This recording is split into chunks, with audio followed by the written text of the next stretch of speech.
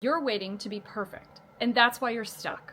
Stop collecting courses like they're trophies and certifications like they're gold stars, and start practicing like a pro. I'm going to have 3 fixes for that most common mistake new intuitives make, and a 7-day plan to get you back on track.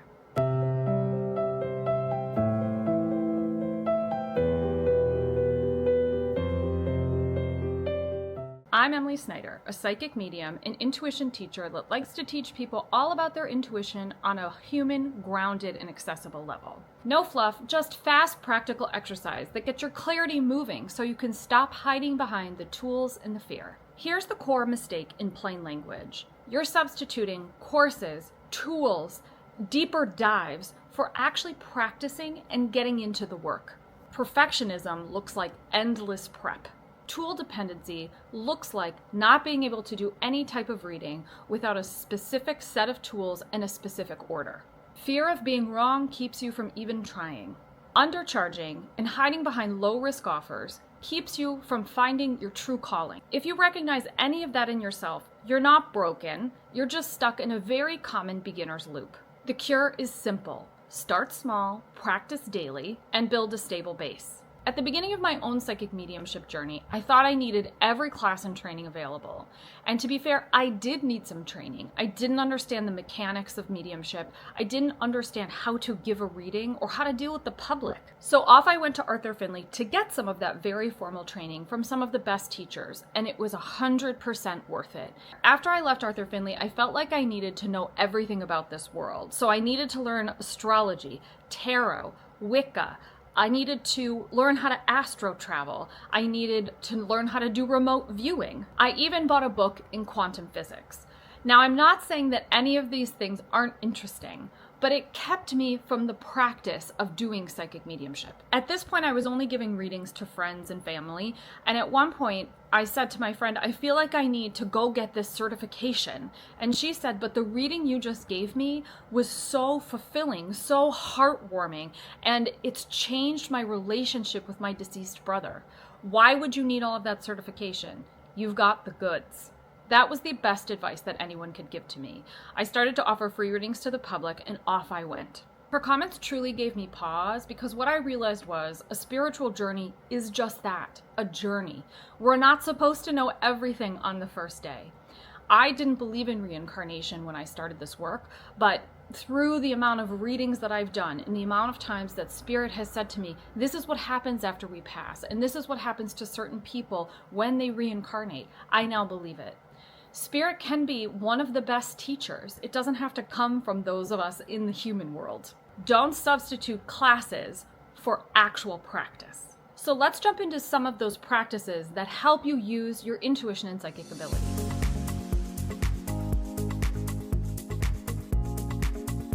Fix number 1 is micro-practicing.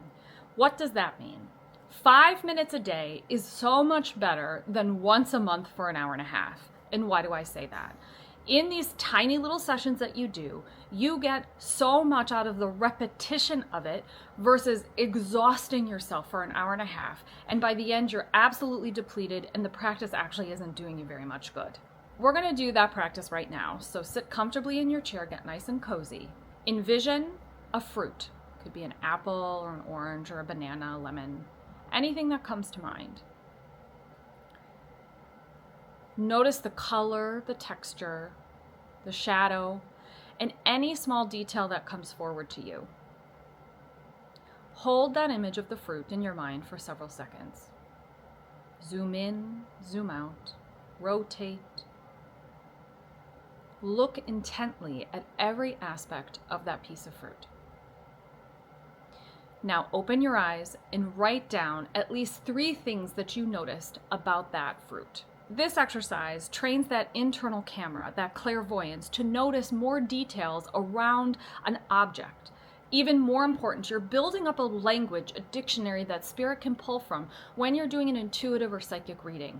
Do this exercise 5 days in a row and you'll notice your progress. Write down 1 simple sentence about what you learned every single day. At the end of 5 days, look back and see how far you've come with your own clairvoyance. You'll be shocked and amazed at how much progress you can make. Bonus activity and moving on to the next step. Do this with someone's face. Have them sit right in front of you. Don't close your eyes this time, but stare intently at their face. Zoom in on their eye color. Zoom out on how their hair is flowing. Rotate your own face around theirs and notice every angle of what is going on their face. Then close your eyes and recount back to them all the details that you can remember, back to the sitter that's sitting in front of you.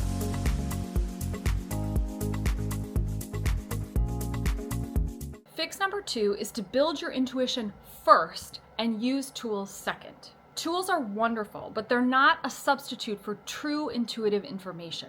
Here's a quick drill. You'll need a tarot or oracle deck. If you're not familiar with tarot, I would use an oracle deck that's a little bit easier to interpret without knowing the language of tarot. Pick one card off of the deck and hold it against your chest, not looking at it. Using your clairsentience or claircognizance, understand what is on that card. What are the feelings, sensations? What does the card mean? Say that information out loud and then flip over the card and compare. Repeat this 5 times. If you miss, don't beat yourself up. Everybody's going to miss at some point in time, but just keep up the practice.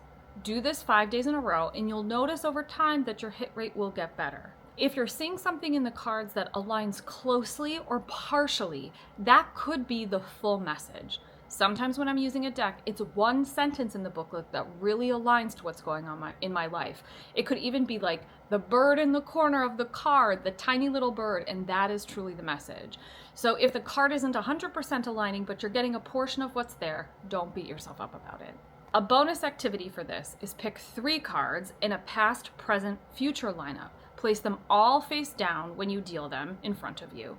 Give yourself the entire reading, maybe do an audio recording for yourself, and then flip the cards over and see how correct you were.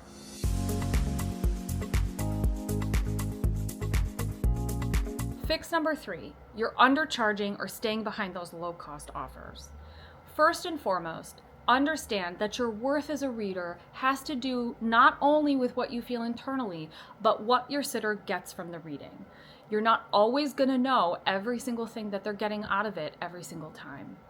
Trust internally that the message that needs to come through will come through.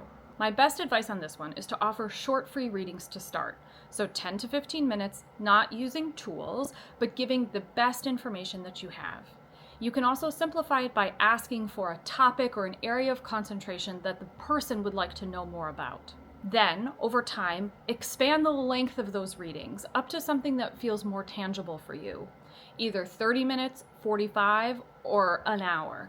Now, I will say for myself, an hour feels quite long because I talk very fast. Then, move on to charging.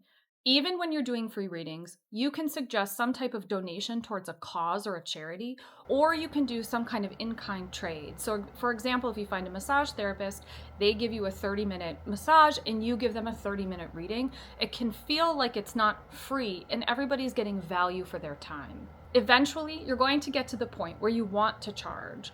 Charge what feels right. Money is just money. There's no fast rule about how much to charge, but I would suggest just going internal and asking your own question of what feels right to start.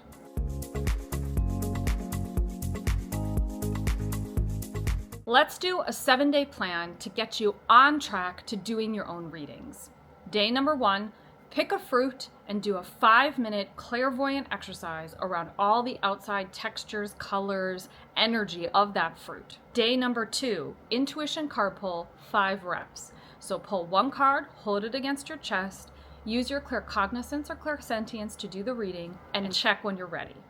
Repeat that 5 times. Day number 3, use the face exercise. Stare at someone's face, then close your eyes and detail out what their face looks like to you when your eyes are closed. Day number 4, do a short 10 to 15 minute reading for either a friend, coworker, acquaintance, someone you don't know terribly well, and ask them for a topic around their life that they'd like more information. Don't use tools, just use your clairs and give them anything that you get. Use their feedback to help guide the next set of lessons for yourself. If you're struggling with clairvoyance, work on those visuals. If you're struggling with clairsentience, work on the emotional part of yourself. Day number 5, we're going to work on grounding. Use movement, yoga, tai chi, etc. to get your energy flowing in a larger capacity. You can sit in the power and expand your energy outward. Whatever makes you feel like your energy is flowing, moving, and grooving, that's what you want to do for 5 to 10 minutes on day 5. Day 6, we're going to do an object reading. So pick an object, something small that fits in your hands. Now, sometimes it's nice to pick something old that has a lot of history, but you can really do it with anything. Hold that object between your hands like this and see what information you can get about where that object has been. Day number 7 is all about reflection. Look back at all of the notes you've taken over the last 6 days and see how far that you've come. Notice areas of opportunity and work on additional exercises to continue that practice. Doing one small thing each and every day and recording that data will get you so far in your own practice. If you're worried about looking foolish, remember that every single reader started somewhere. If you feel like you want more tools, reframe that for something to dive into later. First, establish that intuitive and psychic connection with the spirit world. Establish those clairs and work on practicing with a partner. If you doubt yourself, understand that your intuition is built over practice, not bestowed overnight. If you're not ready for the full 7-day plan, just start somewhere. Pick a micro practice today for 5 to 10 minutes, and then maybe you feel like doing it tomorrow, and maybe repeating it the next day. Trick yourself into a 7-day plan of your own creation. I'm Emily Snyder of Connected Intuition. Thank you so much for joining me. I would love to know in the comments the best thing that resonated with you out of this video. As always, stay open, stay curious, stay connected with Connected Intuition. See you next time.